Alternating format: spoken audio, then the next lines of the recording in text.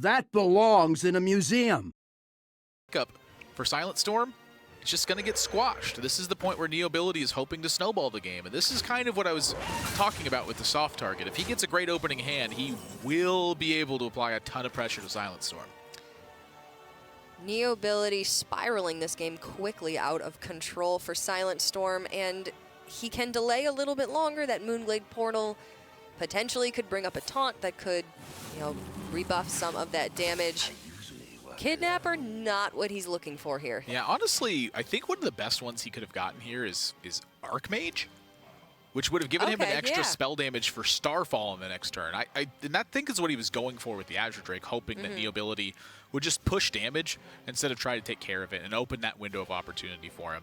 Neobility sniffed that out, but here, I feel like Kidnapper is just not nearly enough. Neobility has so many ways to either just ignore it or take care of it. It's really the ball's in his court right now.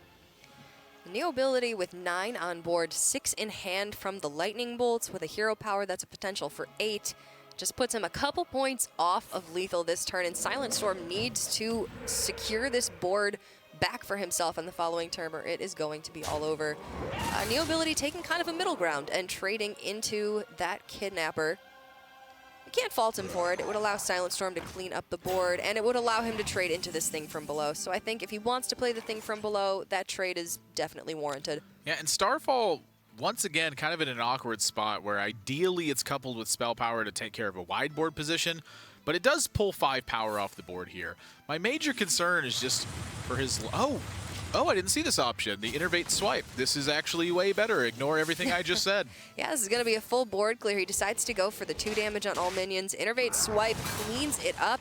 And Silent Storm has a second Moonglade portal in deck as well as Feral Rage in hand. So he has quite a bit of health to potentially wrestle this game back. Yeah, this is a very large play for Neobility still. Fire Elemental, just anything this sized is kind of awkward for the Druid to really handle. And since he just saw a lot of removal, it's a pretty easy play for him. Now, the one depth early for Silent Storm. He's been fighting back from Neobility's aggression this entire game and just capitalized on a series of weak turns from Neobility, was able to get his own stronger draws and just turn this game completely in his favor. Yeah, that's not the shot Neobility needed to live, and so Silent Storm takes game 3 and is now on match point.